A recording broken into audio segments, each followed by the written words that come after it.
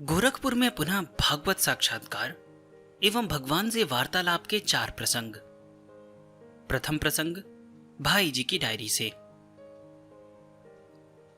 दिनांक 2/10/1927। स्थान कांति बाबू का बगीचा, गोरखपुर शहर के बाहर, दक्षिण तरफ से कमरे के पास वाला बीच का बड़ा कमरा। समय प्रातःकाल करीब 7:30 बजे। उपस्थिति सत्संग के समय कई लोग थे। उनमें से कुछ के नाम ये हैं: श्री चीतराम जी, बद्री प्रसाद जी, रामेश्वर जी, घनश्याम दास जी और शंकरलाल जी। ध्यान की बात हो रही थी। ध्यान भी हो रहा था। अकस्मात परम प्रकाश हो गया। भगवान श्री विष्णु प्रकट हुए। आकाश में खड़े हुए थे। करीब 5-6 मिनट तक दर्शन होते रहे। मुझसे कुछ भी बोला ना गया। उनके मुखारबिंद और नेत्रों से कृपा झलक रही थी, जैसे पिता अपने पुत्र को और मित्र अपने मित्र को स्नेह और प्रेम की दृष्टि से देखता है। ऐसा भाव प्रत्यक्ष प्रतीत होता था। यह भी अनुभव हो रहा था कि भगवान कुछ कहना चाहते हैं और फिर भी उनकी या मेरी जब कभी इच्छा हो पधार कर दर्शन देने के लिए प्रस्तुत हैं। कुछ समय बाद अकस्मात अंतर्धान हो गए। दिन भर उपरामता रही। इस घटना की सूचना देते हुए भाई जी ने श्री सेठ जी को पत्र लिखा। यहां प्रतिदिन प्रातःकाल ध्यान की बातें होती हैं। कल प्रातःकाल ध्यान के समय 6-7 मिनट आंखें खुले हुए जैसे डी की तरह से ही श्री भगवान के प्रत्यक्ष दर्शन होते रहे। कोई बुलाने या दर्शन करने की भावना भी जागृत नहीं हुई थी, परंतु बड़ा ही विलक्षण आनंद रहा। बुलाने की इच्छा तो नहीं होती, परंतु अब ऐसा विश्वास होता है कि गुरुचरण कृपा से जब इच्छा हो तभी भगवान के दर्शन और उनसे वार्तालाप हो सकते हैं। कल दिन में एक बार आपके चरणों में आने की स्फुरना हुई थी। कारण कुछ पता नहीं। मुझे कभी कोई स्वप्न भी नहीं आते। साल भर में शायद 1-2 स्वप्न आते हो, परंतु परसों रात को स्वप्न में आपके दर्शन हुए। मानो मैं तथा बहुत से अन्य लोग आपके साथ कहीं पर गए हुए हैं। पूरी बातें स्मरण नहीं है। अनुगत हनुमान।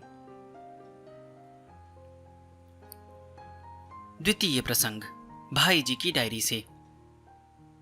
दिनांक 8/10/1927 ईस्वी। स्थान कांति बाबू का बगीचा, दरवाजे के सामने वाली दक्षिणाभिमुखी कोठरी जिसमें ऑफिस था।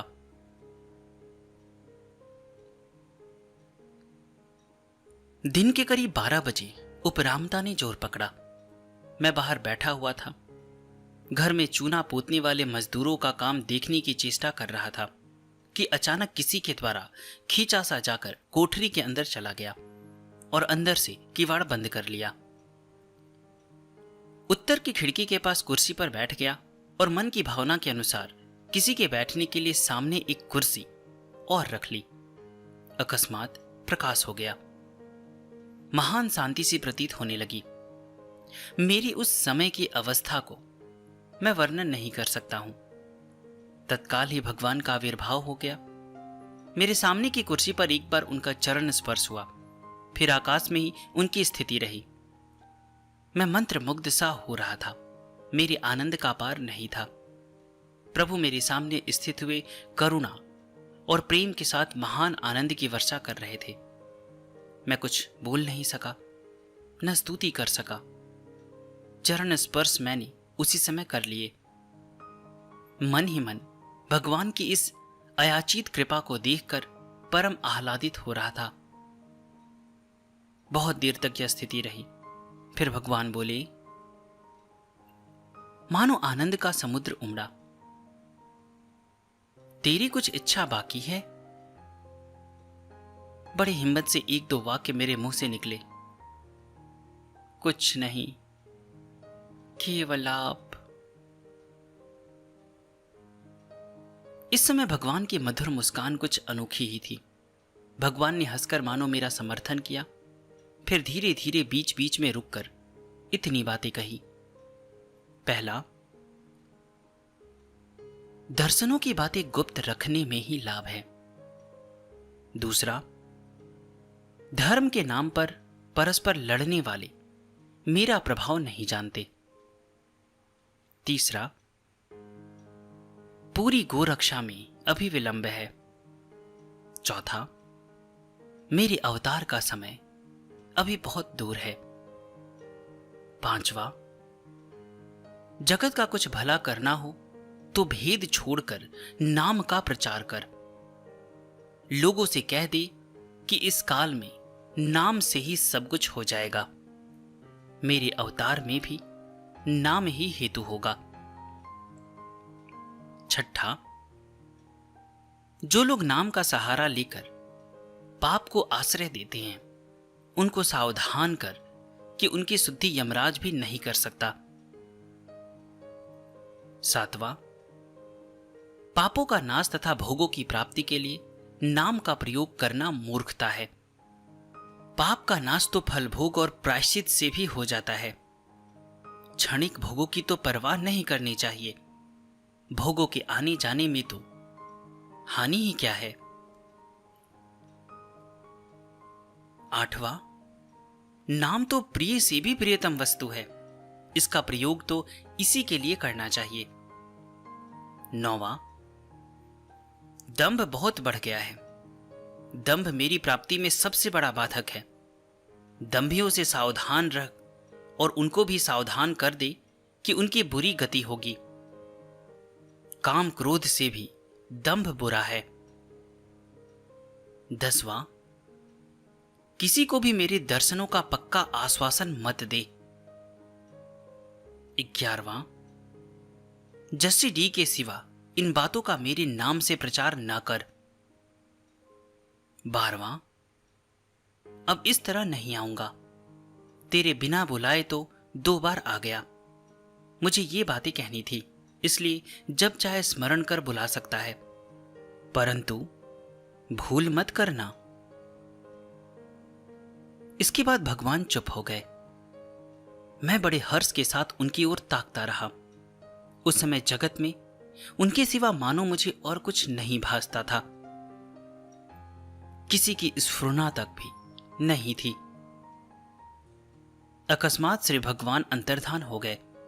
मेरी स्थिर दृष्टि विचलित हो गई। मैं देखता हूं कि पूर्व ओर की खिड़की से श्री रामेश्वर जी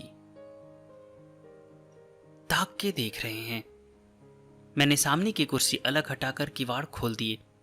उस समय घड़ी में करीब 2:15 बजे थे। इसके बाद करीब 40 घंटे तक उपरामता बनी रही। तृतीय एवं चतुर्थ प्रसंग। भाई जी द्वारा श्री सेठ जी को लिखा पत्र। गोरखपुर, 24 अक्टूबर 1927 ईस्वी। श्री पूज्य चरण, हृदय से प्रणाम। गत शुक्रवार 21 अक्टूबर 1927 को मैं यहां पहुंच गया था। आपकी आज्ञा अनुसार प्रश्नों का उत्तर जानने की भावना मन में थी। 22 अक्टूबर 1927 शनिवार को प्रातःकाल करीब 5:30 बजे स्नान संध्या के उपरांत मैं एकांत में बैठा था। बैठे बैठे ही नींद या बेहोशी सी हो गई। उसमें श्री भगवान दिख पड़े। उन्होंने मानो इस भाव के शब्द कहे। पहला, जिन 7 विषयों के प्रचार की बात तुम लोगों ने तय की है, उनकी प्रचार जितने अधिक तेज हो और अधिक लोगों में हो, वैसी चेष्टा करो। लोगों को समझा दो कि इसके मानने से ही कल्याण हो सकता है। दूसरा, धर्म ग्रंथों में दूसरा धर्म मानने वालों के लिए किसी धर्म ग्रंथ का नाम न लेकर गीतोक्त भक्ति युक्त निष्काम कर्म का भाव मानने के लिए कहो। तीसरा, एक बार जिसने मेरा नाम ले लिया उसका भला होने में कोई शंका नहीं करनी चाहिए। चौथा, मेरी प्रेरणा के अनुसार कितना प्रचार हुआ है और हो रहा है उसका पता पीछे लगेगा। पांचवा, मेरे मिलने की इन बातों को प्रकाश करने से हानि है। इतनी बातें सुनने के बाद मुझे चेत हो गया, ऊपर जो बातें लिखी हैं, शब्द तो कुछ दूसरे भी थे, पर भाव वही है। आज सोमवार प्रातःकाल करीब 6:30 बजे ध्यान के लिए बैठे थे। आपकी आज्ञा अनुसार एक बार भगवान का स्मरण करने का विचार एकांत में था, परंतु न मालूम क्यों पहले से ही ऐसी प्रेरणा होने लगी थी इसी समय स्मरण किया जाए। तदनुसार प्रश्नों का उत्तर जानने और आपकी आज्ञा पालन करने के लिए श्री भगवान का स्मरण और आवाहन किया गया। थोड़ी ही देर में भगवान वहां प्रत्यक्ष प्रकट हो गए। लोगों को ध्यान में आज विशेष शांति मिली। श्री हरि कृष्ण दास जी और चेतराम जी के अच्छा ध्यान हुआ। श्री दुजारी जी जो ध्यान के लिए आपसे उस दिन प्रार्थना करते थे, आज ध्यान में उनको बड़ा आनंद रहा। उन्होंने कहा कि मुझे आज ऐसा ध्यान होने की आशा नहीं थी। श्री घनश्याम दास जी को आंख खोले हुए और मूंदे हुए प्रकाश अत्यधिक मालूम हुआ। उनकी आंखें डबडबाई और उन्हें रोमांच भी हुआ। श्री राम नरसिंह जी को कहा गया कि प्रत्यक्ष के से भाव को छोड़कर प्रत्यक्ष मानो और चरण स्पर्श करने की चेष्टा करो, परंतु उन्होंने कहा, मुझे तो मन की दृढ़ कल्पना ही मालूम होती है। आंखें अधिक देर खुली नहीं रहती, आपसे आप मूंद जाती है। पीछे उनसे बात करने पर मालूम हुआ कि उस समय उनके समझने में कुछ भूल रह गई थी। लोगों के उठ जाने के बाद श्री राम नरसिंह जी और श्री दुजारी जी बहुत देर तक ध्यान में बैठे रहे। भगवान से जिन 4 बातों के पूछने की मन में भावना हुई थी वे इस प्रकार हैं। पहला, आपका स्वरूप ही श्री जयदयाल जी का स्वरूप है, इसमें क्या भाव है? दूसरा, 20 वर्ष पूर्व प्रेरणा करने पर भी संतोषजनक कार्य क्यों नहीं हुआ? तीसरा, नाम का प्रचार किस तरह किया जाए? क्या सन्यास लेने से अधिक प्रचार हो सकता है? चौथा, किस नाम का प्रचार किया जाए? इन प्रश्नों का उत्तर निम्नलिखित मिला। पहला, इस संबंध में जयदयाल से ही पूछो, वही बता सकता है। दूसरा, कल कहा ही था, कार्य का पता पीछे लगेगा। डाले हुए बीजों का विस्तार फल लगने पर मालूम होगा। असंतोष मत करो, कार्य करो। तीसरा, कल के कहे अनुसार जितना अधिक लोगों में प्रचार कर सको उतना करो। स्थान स्थान पर कीर्तन होना बहुत अच्छा है। सन्यास की अभी आवश्यकता नहीं, आगे चलकर विशेष लाभ हो सकता है। चौथा, कोई खास नाम नहीं है, मेरे भाव से कोई सा भी नाम मनुष्य ले सकता है। इसके बाद घनश्याम दास जी के संबंध में तो मेरे मन में कोई भावना नहीं हुई। राम नरसिंह जी के संबंध में भी मेरे मन में कोई प्रार्थना करने की भावना तो नहीं हुई। केवल आपकी प्रेरणानुसार साधारण भावना मन में हुई, जिसका उत्तर तुरंत यह मिला कि इसके दृढ़ निश्चय होने से हो सकता है। इसके बाद इतना और कहा कि कल के संकेत से प्रश्न का उत्तर दे दिया गया था। आज फिर स्मरण किया, इसलिए आना हुआ, परंतु मुझे बुलाने के भाव से ऐसे स्मरण नहीं करना चाहिए। यह नीचा भाव है। उस दिन का संकेत तो समझा नहीं। उचित समझने पर हम स्वयं आ सकते हैं। इन सब बातों का प्रकाश करने में हानि है। इतना कहते ही भगवान अंतर्धान हो गए। कोई आध घंटे तक दर्शन होते रहे। यही आज की घटना है। पहले प्रश्न की प्रेरणा और उसका उत्तर दोनों ही अद्भुत है। इस संबंध में मेरे विश्वास के अनुसार जो बात मेरी समझ में आई उसका खुलासा कभी रूबरू मिलने पर हो सकता है। इस समय आपसे कुछ पूछने का मेरा आग्रह नहीं है। एक बार तो इस घटना को लेकर स्वयं आपकी सेवा में उपस्थित होने का विचार हुआ था, परंतु पीछे से यही ठीक समझा कि रजिस्ट्री चिट्ठी के द्वारा ही यह विषय लिखकर भेज दिया जाए। भगवान की प्रेरणा और आपकी इच्छा के अनुसार इस विषय को आप जितना गुप्त रखना या प्रकाशित करना ठीक समझे वैसा कर सकते हैं। मेरी समझ से तो अभी इसका प्रकाश न होना ही भगवान की प्रेरणा है। 7 बातों के संबंध में मेरी ऐसी स्फुरना हुई कि इनके संबंध में 3-4 पृष्ठ का एक लेख लिखा जाए, जिनमें इन 7 बातों का खुलासा हो और उस लेख का बंगला, मराठी, गुरुमुखी, गुजराती, तमिल, उर्दू और अंग्रेजी आदि भाषाओं में अनुवाद करवाकर लाखों की संख्या में पैम्पलेट छपाए जाएं और वे बहुत कम मूल्य या बिना मूल्य भारत के प्राय सभी प्रांतों में और इंग्लैंड, अमेरिका आदि देशों में भी प्रचारित किया जाए।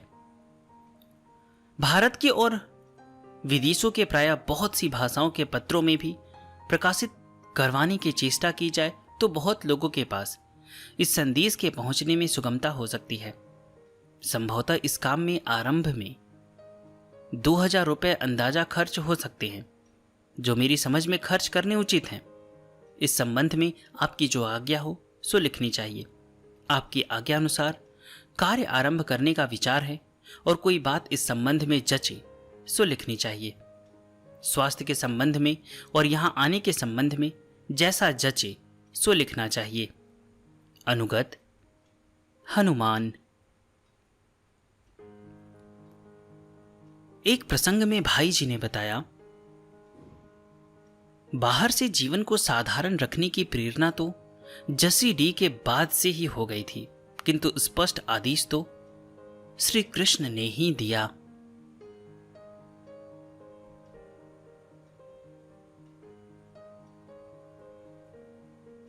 भगवान नाम का प्रचार। भाई जी ने अपने सत्संग में भगवान नाम जप के साधना पर ही सर्वाधिक बल दिया। सन 1926 में कल्याण का प्रकाशन प्रारंभ हुआ।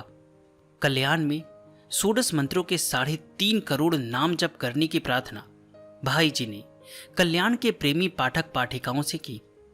कल्याण प्रेमियों ने नाम जप में इतना उत्साह प्रदर्शित किया कि 3.5 करोड़ मंत्र जप के स्थान पर लगभग 35 करोड़ मंत्रों का जप हुआ। इसके पश्चात भाई जी ने कल्याण का प्रथम विशेषांक सन 1927 श्री भगवान नामांक प्रकाशित किया, जिसमें नाम महिमा पर शास्त्र के वचन एवं संतों के अनुभवपूर्ण लेख प्रकाशित हुए।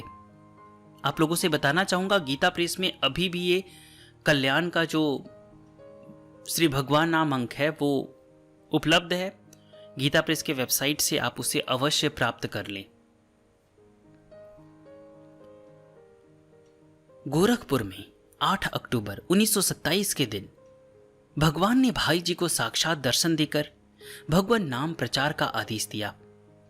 तत्पश्चात भाई जी नाम प्रचार कार्य में प्राणपण से प्रवृत्त हो गए।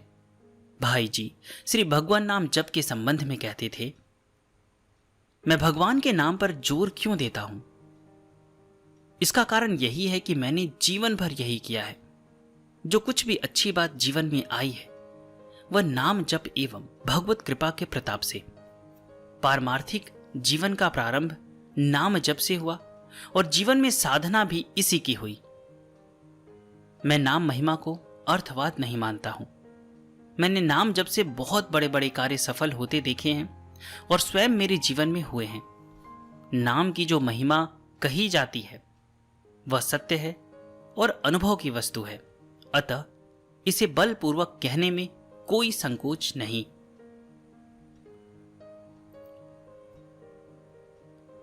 शिलोंग में सत्संग के लिए एकत्रित प्रेमी जनों के समूह में प्रवचन करते हुए भाई जी ने कहा, शिलोंग आने पर मेरे हृदय में नए नए भाव उत्पन्न हो रहे हैं, क्योंकि यह मेरी जन्मभूमि है। मैं यहां केवल एक संदेश लेकर आया हूं और वह है श्री भगवान नाम। शास्त्रों का कथन है, महापुरुषों का उपदेश है, अनेकों बड़े बड़े महात्माओं के अनुभव हैं, श्री भगवान की दिव्य वाणी है और मेरा विश्वास तथा अनुभव है। वर्तमान समय के देश के सबसे बड़े दो नेता महात्मा गांधी तथा महामना मालवीय जी भगवान के नाम के बड़े भक्त हैं। राम नाम के संबंध में किसी प्रमाण की कोई आवश्यकता ही नहीं है। इस घोर कली काल में नाम के समान अन्य कोई सहारा नहीं। वर्तमान समय में भाई जी भगवान नाम स्मरण को ही एकमात्र साधन मानते थे। एक स्थान पर उन्होंने लिखा है, इस समय नाम के सिवा संसार सागर से पार कर देने वाला दूसरा कोई भी सहज साधन मुझे दृष्टिगोचर नहीं होता। मैं भगवान नाम की महिमा क्या लिखूं? मैं तो नाम का जिलाया जी रहा हूं।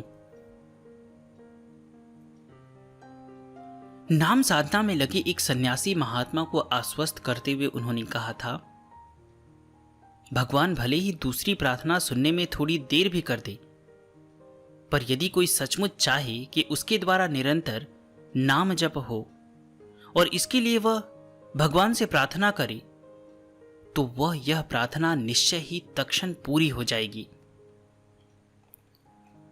कोई भले ही अपने को कितना ही पापी अपराधी बताता, भाई जी उसे प्रेम पूर्वक नाम जप की सलाह देते तथा कहते थे, जितनी शक्ति भगवान नाम में पाप नाश की तथा कल्याण करने की सन्निहित है, उतनी शक्ति पापों के समूह में नहीं।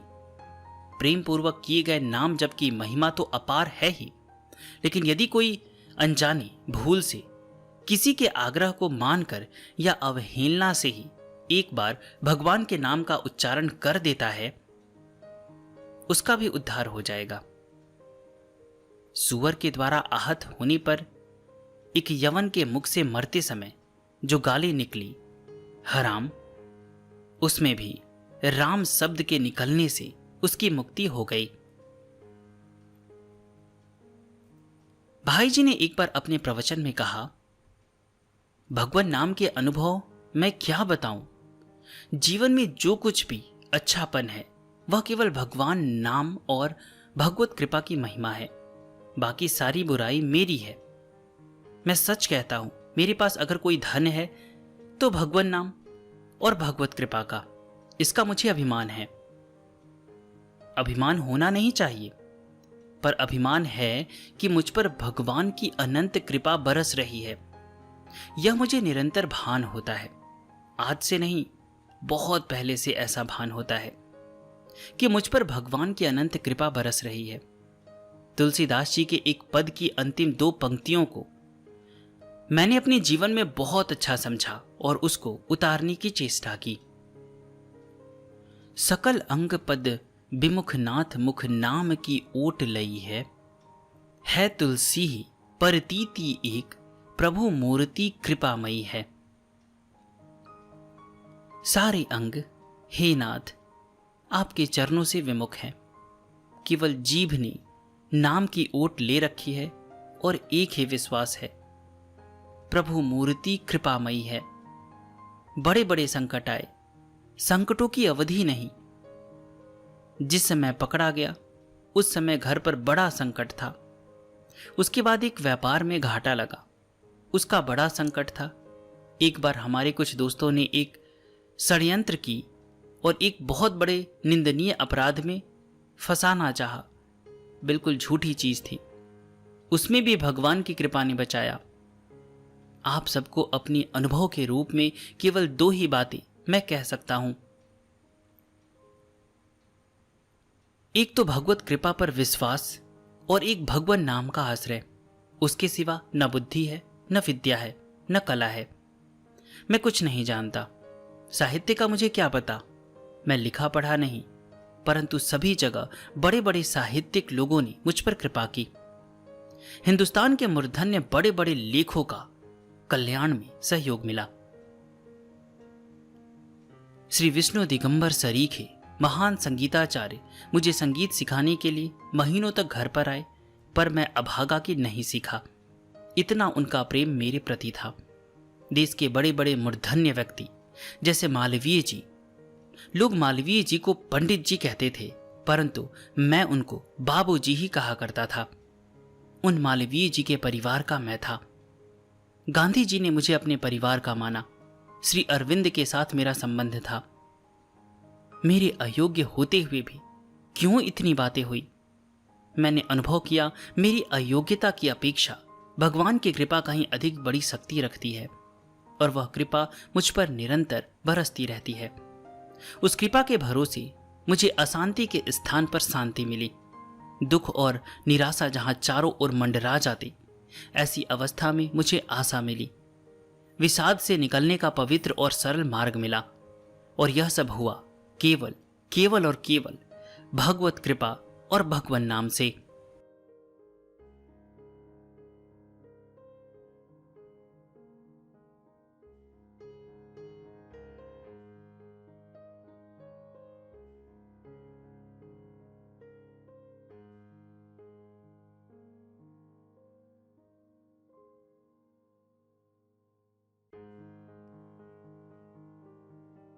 आगे की जीवनी जारी रहेगी। आप सभी हमारे साथ बने रहें। चैनल के वीडियो या प्लेलिस्ट को चेक करें, वहां पर आपको बहुत सारे संतों की जीवनी मिल जाएगी। डिस्क्रिप्शन में मैंने कुछ लिंक दिए हैं, अगर आप चाहें तो उन्हें भी देख सकते हैं।